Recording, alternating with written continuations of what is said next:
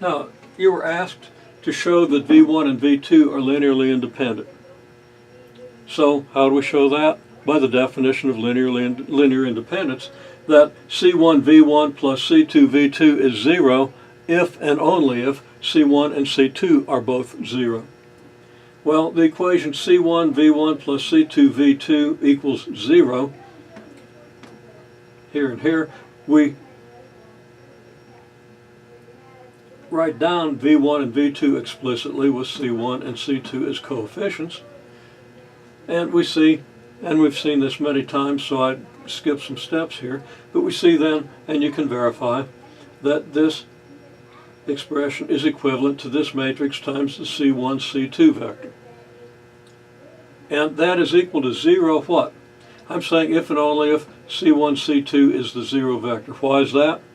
Well, again, you have to go back to what you know, but because this matrix reduces to this.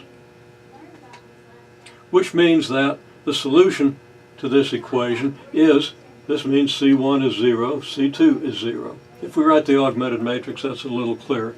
So you should reconcile that, but just writing out the condition that C1V1 plus C2V2 is 0, and using the actual V1 and V2 vectors, we conclude that C1 and C2 are 0. So we have linear independence.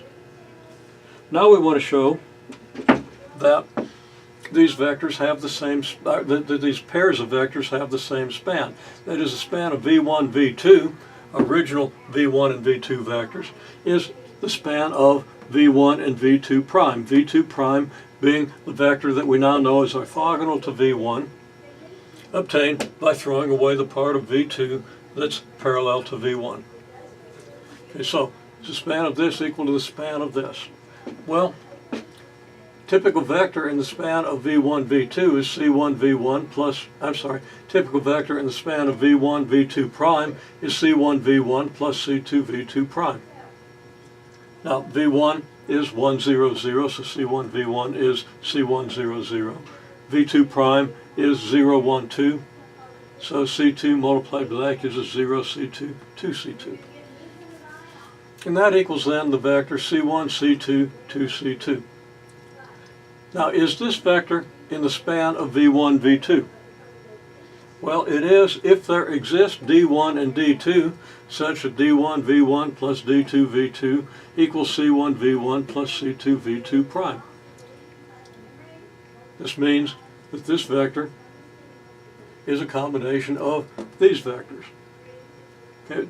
Well, this can be easily written out. If we write it out in detail, D1, V1 plus D2, V2 turns out to be equal to D1 plus D2, D2, 2D2.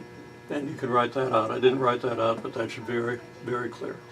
And that should equal C1, C2, 2C2.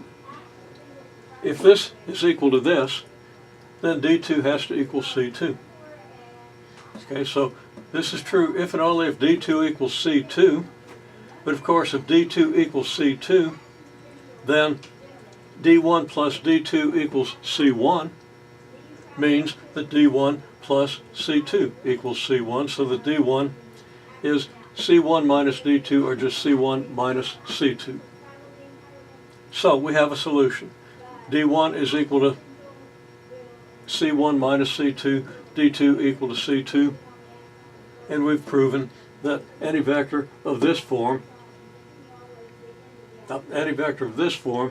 can be expressed in this form. So we conclude that the spans are equal. Now, the advantage to these two vectors is that they're orthogonal. So we've orthogonalized the span of V1 and V2. We now have a pair of orthogonal vectors, a pair of vectors whose dot product is 0, that span the same thing that V1 and V2 do. Now, that's an orthogonal set. Can we make it orthonormal? Well, the only thing you need to do to make a set orthonormal is divide every vector by its magnitude, because orthonormal simply means orthogonal and normalized, so everything has magnitude 1. Okay, so unitize our orthogonal spanning set V1, V2 prime. Very easily done. The set becomes V1 over magnitude of V1, V2 prime over magnitude of V2 prime. In this case, and you can do the calculation easily enough, V1 over magnitude of V1 is just the same as V1 since V1 has magnitude 1. V2 has magnitude square root of 5.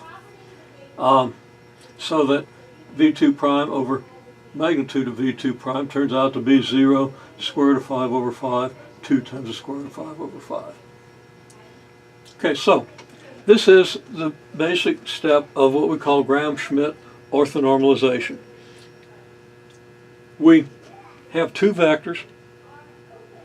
We subtract the part of one vector in the direction of the other, leaving us an orthogonal vector. And then we can verify that the spans are the same, and we can then orthonormalize the set.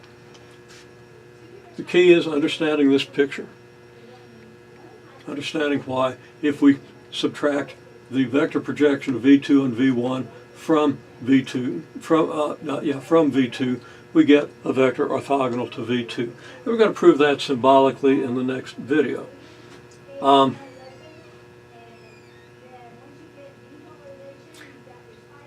we're going to see how this expands, how we can continue this process if we had, say, 3 vectors that we wanted to span with an orthonormal set. The last thing I'll say about this is that this doesn't work if these vectors aren't linearly independent. If V1 and V2 aren't linearly independent, that means that the component of V2 in the direction of V1 is just V2. We throw away the part of V2 in the direction of V1, we're left with nothing. So this only works if V1 and V2 form a linearly independent set.